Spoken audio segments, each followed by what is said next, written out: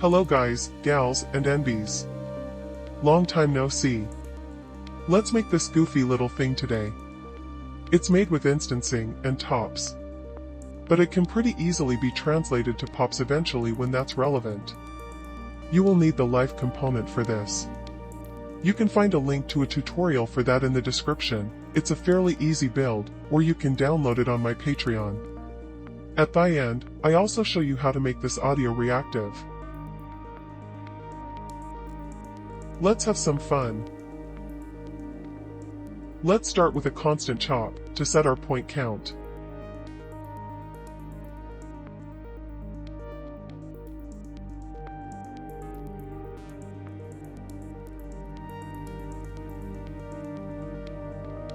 I'm using 720 by 720.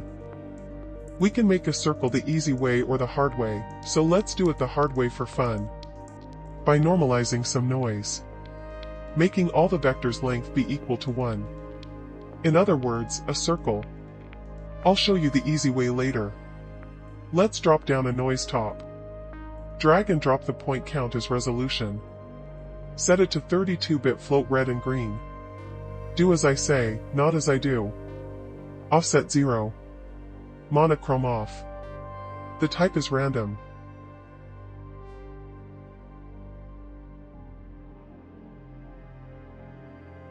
And now I realize I want this in 2D. That's why I need the pixel format to just be red and green.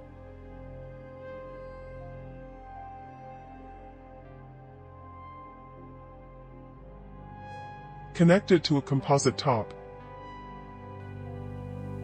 and set it to divide.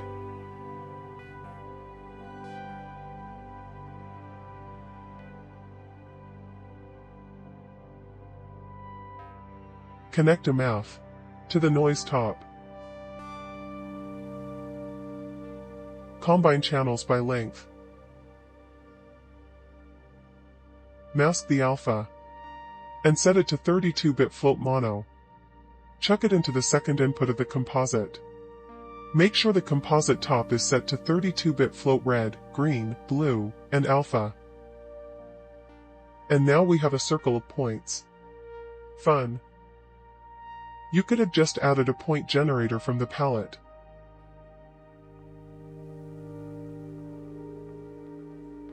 And set it to circle. Squared the point count. But where's the fun in that? Let's continue.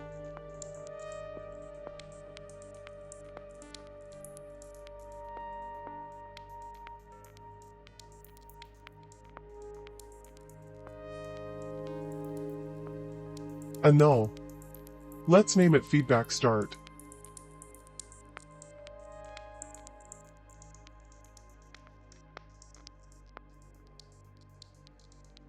And a null named POS.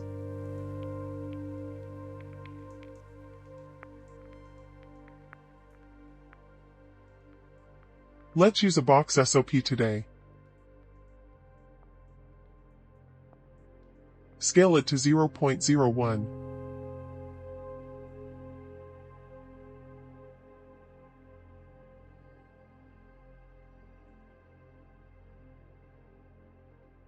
Chuck the box into a geometry.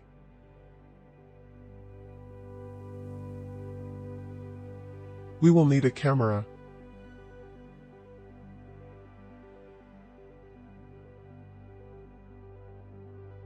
A PBR material. A phone would also work. A light. And a render top. Connect it to a null.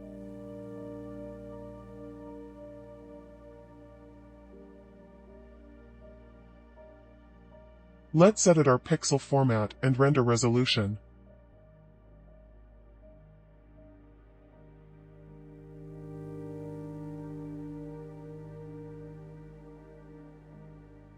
Turn on instancing in the geometry.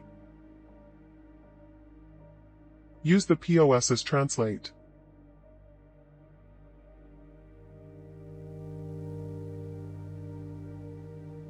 And let's turn the lights up a little.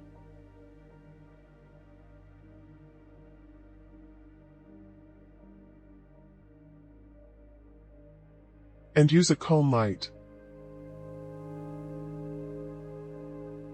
We will set this up properly later. But let's use a null comp as lookout for both the camera and light.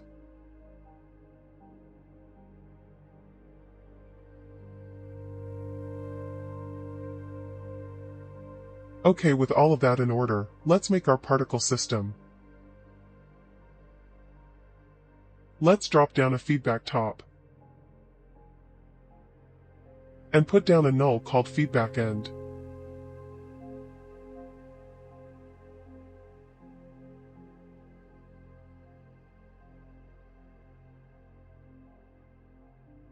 Assign it to the feedback. And also using a keyboard and chop to reset the feedback.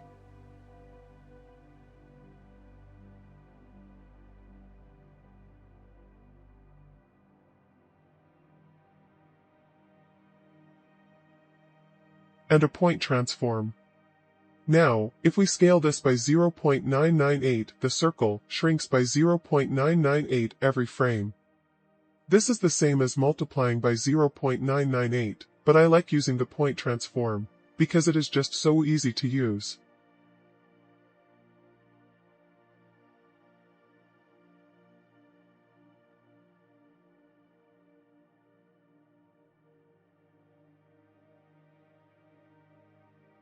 Let's use the life component here. Link in description.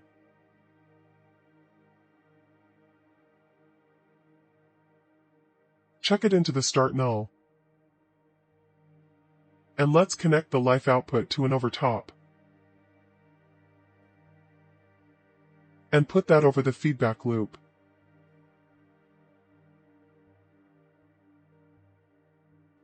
Let's have something like a 2-second lifetime. And high variance, like 0.9. Now our points are resetting to their original positions.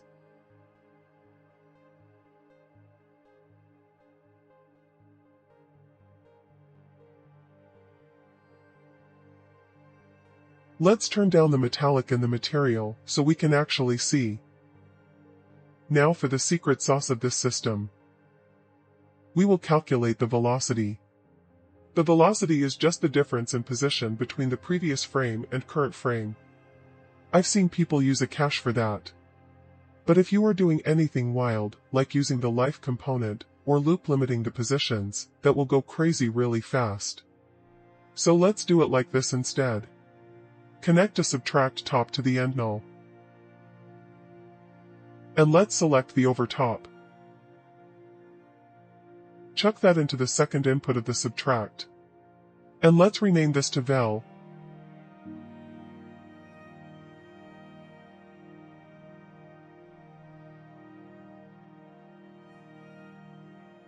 Let's copy and paste our feedback top.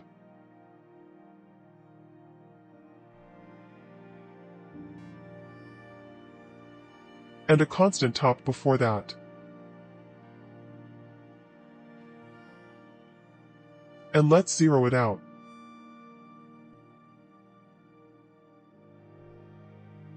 Now let's assign the velocity to that feedback.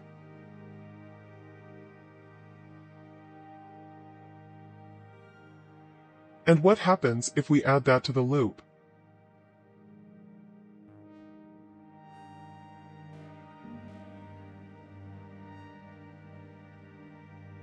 Crazy stuff. Let's add a math after that and set it to something like 0.92. You can think of this slider as velocity diffusion. Or even air resistance if you will.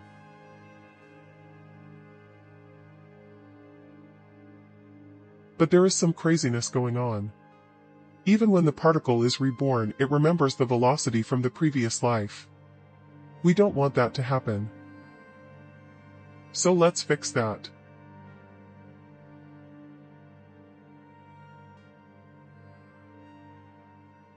A select top. Let's split the screen and step inside the life component. Let's find this threshold that gives a value of 1 when the particles die. Select that over here.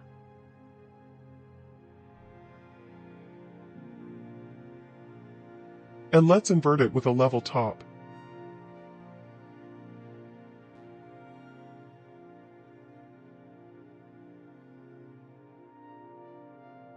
And multiply it after the velocity feedback. Oops. That's monochrome line.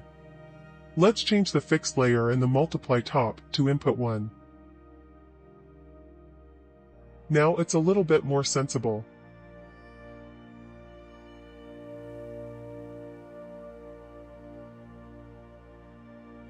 Okay.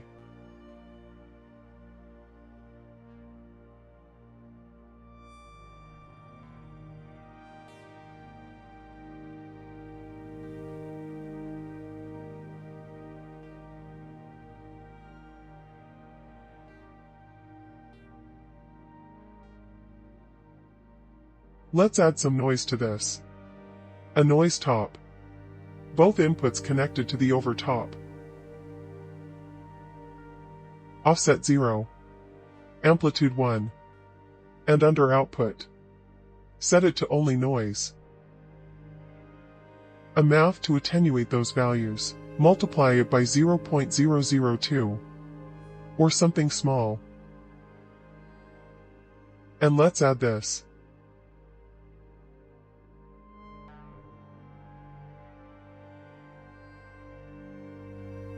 Play around with the parameters of the noise.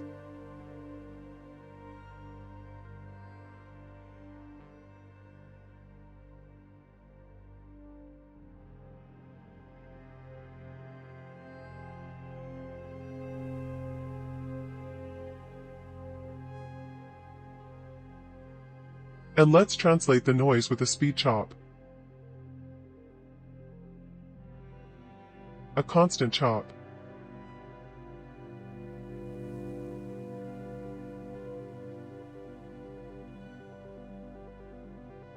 A speed chop. And a null.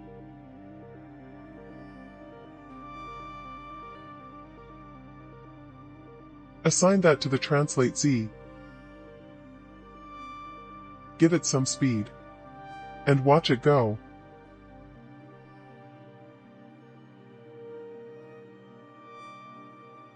And yeah, you can give it some motion with the point transform. Play around with it.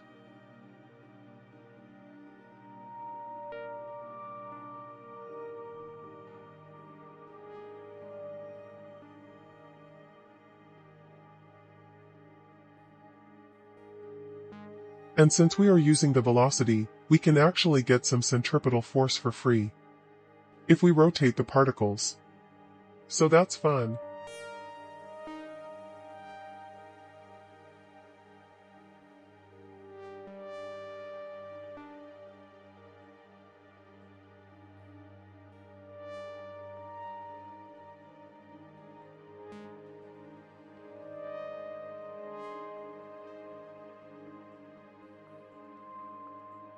Okay, let's give it some shadows. Soft shadows are nice.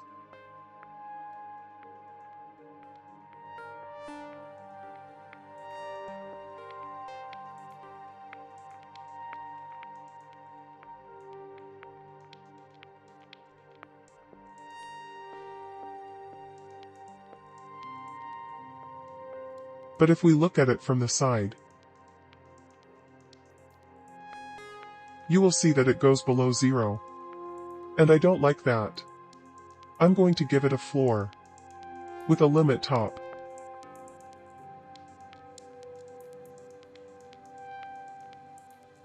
Mask all channels except blue. Limit minimum with zigzag. At 0. And now it sits on a floor.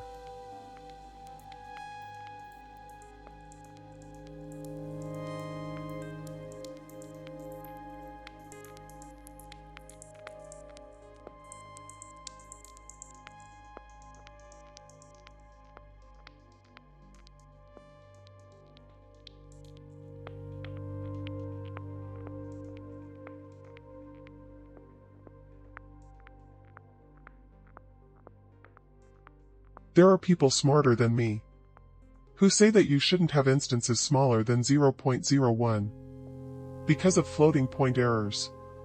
So I'm going to scale the box to 0.01, and then just scale up my geometry by 10, with a mouth top here.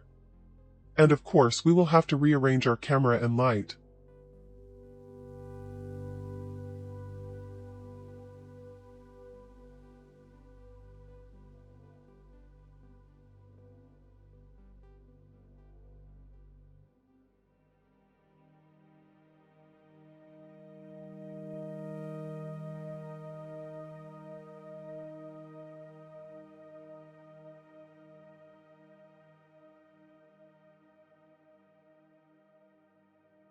So yeah, that's essentially it.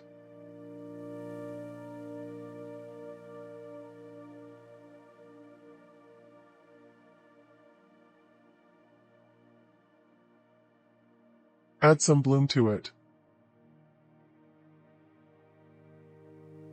And play around with it.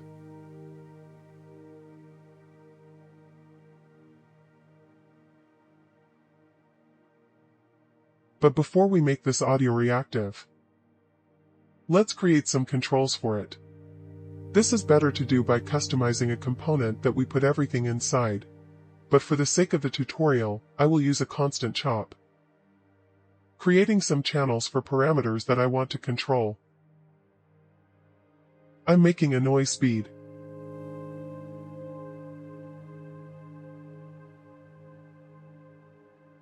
noise amp,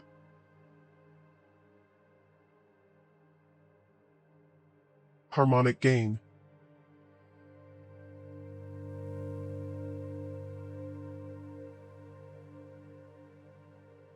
suction, and rotation.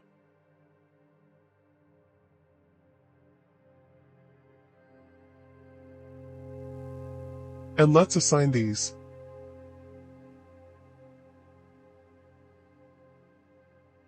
The noise speed to the noise speed.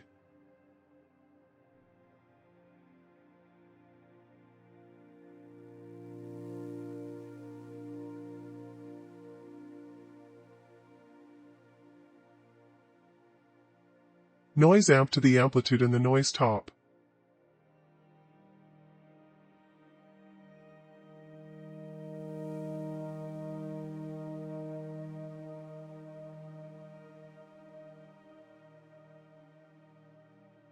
Harmonic gain to the harmonic gain and the noise top. And I will attenuate that with 0.8.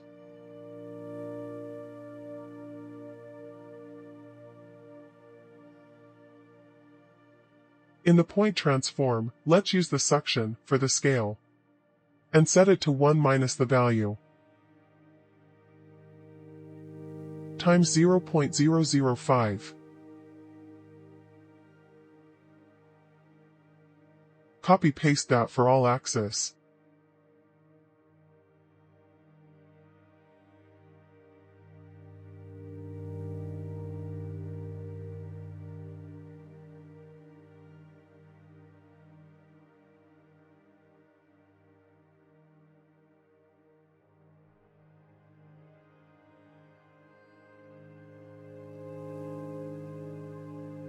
And let's set rotation to rotate on the z-axis, multiplied by 0.2.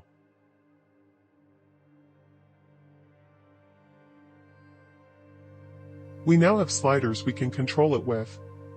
Yeah, these sliders can be fun to control with a MIDI device or whatever. And you can add more sliders if you want.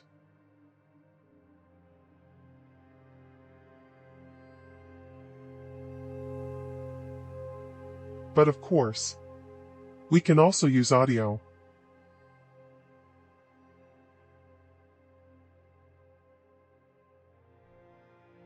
An audio device in.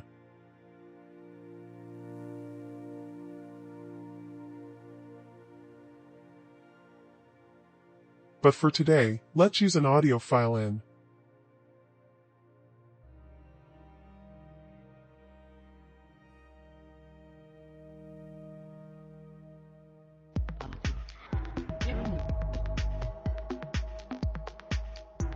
And let's use the audio analysis from the palette, because it is really good most of the time.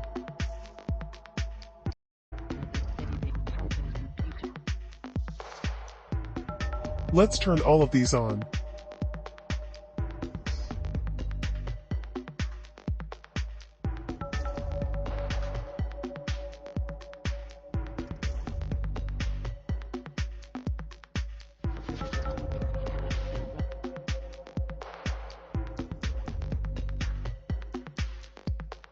Let's turn the thresholds down a little.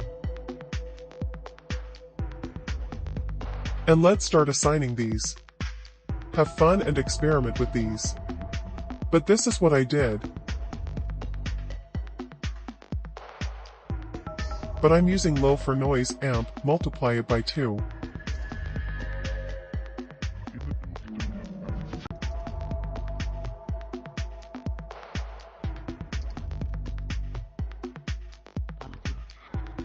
And let's add a hint of lag to this.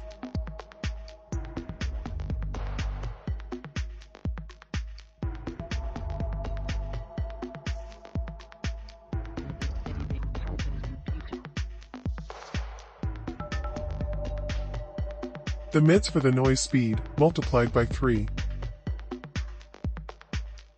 Adding 0.5 first, so there's always a little bit of movement.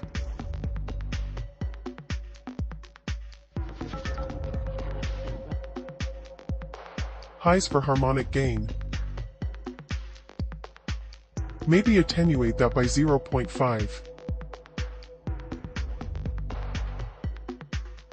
And for fun, let's put the spectral centroid to rotation, and keep the suction for me to play with. And yeah, there we have it. As an end to this video, I just want to express the deepest gratitude to the people who support me on Patreon. Cheers.